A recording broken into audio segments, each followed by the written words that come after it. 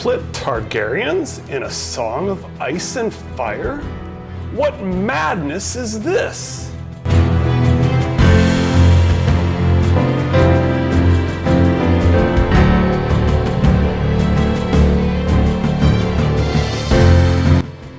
I'm Richard York, Asherah's true-born son. Welcome to my new YouTube channel, discussing unconventional theories about A Song of Ice and Fire, the book series beginning with A Game of Thrones by George R.R. Martin. Spoilers ahead, you have been warned. I believe in such heresies as silver-haired triplet heads of the dragon. But before we get to the silver-haired triplet offspring of Rhaegar Targaryen and Lyanna Stark, we need to discuss Jon Snow's parentage. I know many people think that Jon's parentage has already been confirmed by the author, but let's review. The author's wife, Parris, told fans in the summer of 2002 that Rhaegar and Lyanna as Jon's parents was too basic for the books. We know George asked the showrunners of Game of Thrones, who is Jon's mother? And they answered, Lyanna Stark. For years, they claimed George said that answer was interesting. George has consistently said that the show and the books are not the same. As an example, he often poses the question, how many children did Scarlett O'Hara have in Gone with the Wind? And says the correct answers are 3 in the book, 1 in the film, and 0 for a fictional character.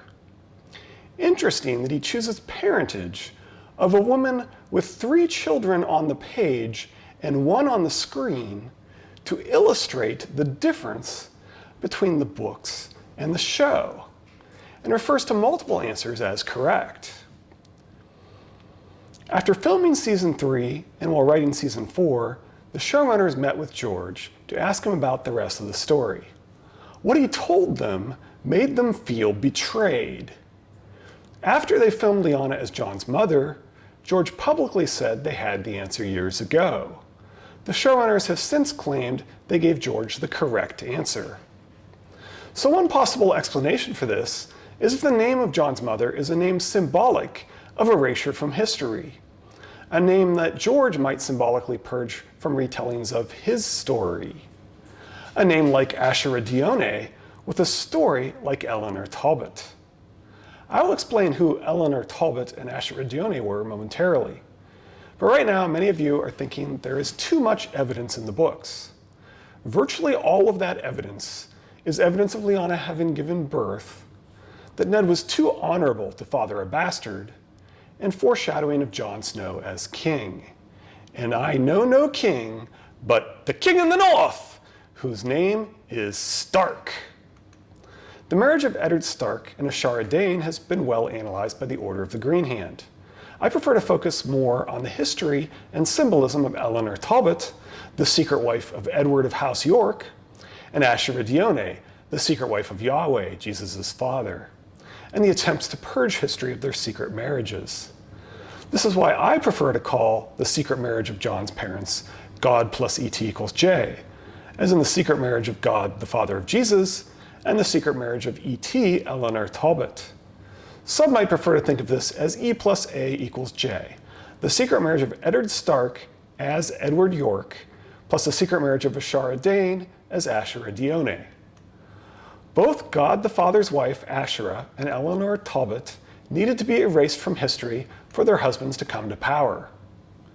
We should start back with a brief history on the wars between the houses of York and Lancaster, the White Rose versus the Red, and some of the similarities with the White Starks and their Winter Roses versus the Red Lannisters.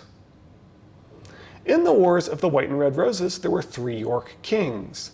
The first York king, Edward, gained his power through a marriage alliance, similar to how Eddard Stark and Jon Arryn secured Robert's throne by marrying Hoster Tully's daughters. Edward York's oldest son became king when he died, as with Eddard Stark's oldest son.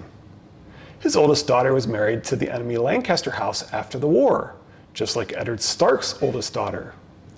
He and his family were known for their long faces, just like Eddard and House Stark. People claimed Edward York was too obsessed with his own honor for any secret marriage to be true, much like Eddard Stark. And Richard III, my namesake, became the third and final York king by revealing his brother had secretly married Eleanor Talbot before securing the marriage alliance he needed. And therefore, all of Edward's children, with one possible exception from Eleanor Talbot, were secretly bastards, creating history's greatest identity crisis and making the York children amazing points of view to observe history if you wanted to explore concepts of identity. So Edward York purged history of his marriage to Eleanor Talbot to obtain the power of the throne. He sacrificed his first wife to obtain his power. This bears a strong resemblance not only to Azor Ahai, the myth of a hero in the book series who stabbed his wife to save the world, but to the story of Asherah Dione, the mother, representing female equality, and the secret marriage of Yahweh, God the Father.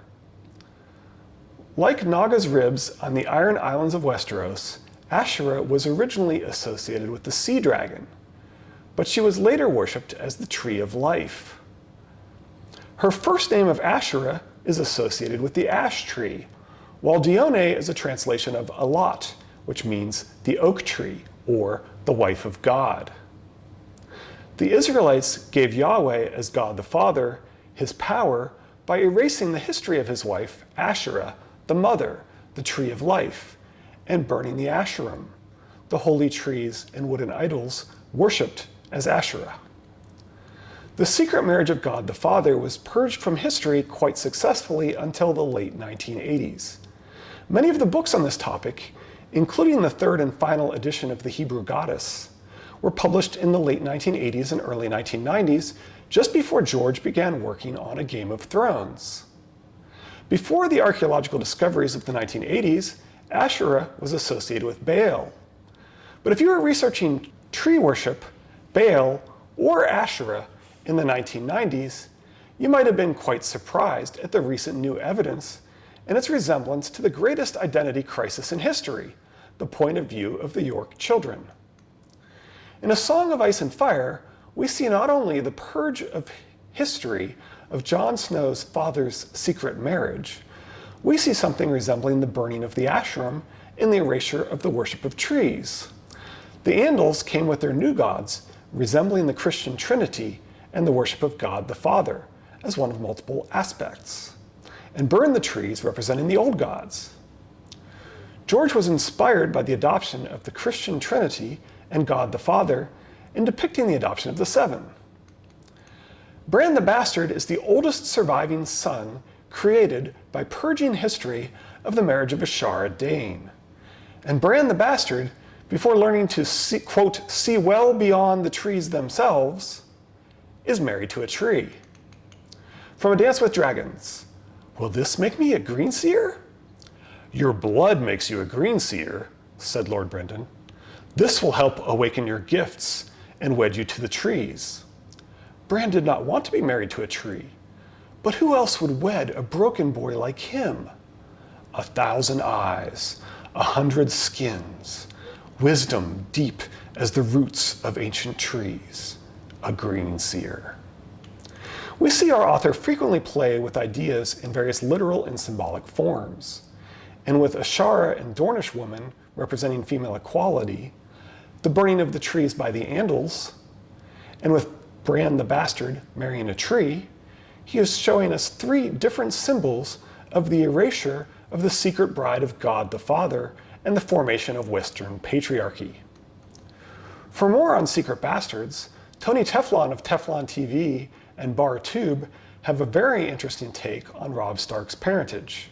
George likes to riff on ideas, and one of these is the idea of secret bastards.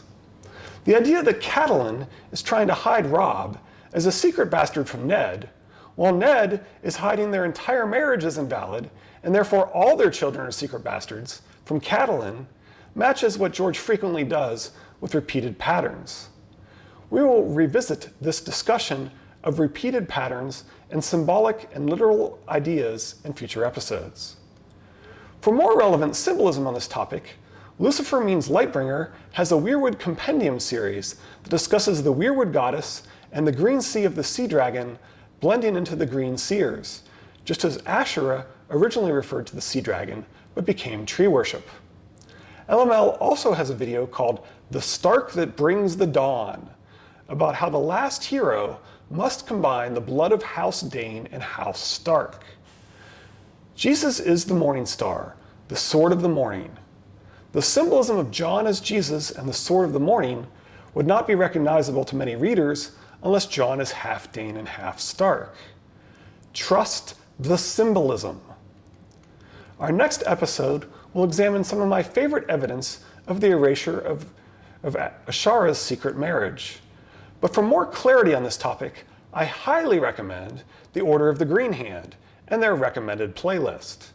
I'm grateful for all their analysis, and to Reddit users Can I Try To and The Great Busey for telling me about the Triplet Targaryens in A Song of Ice and Fire. Until next time, 7 blessings.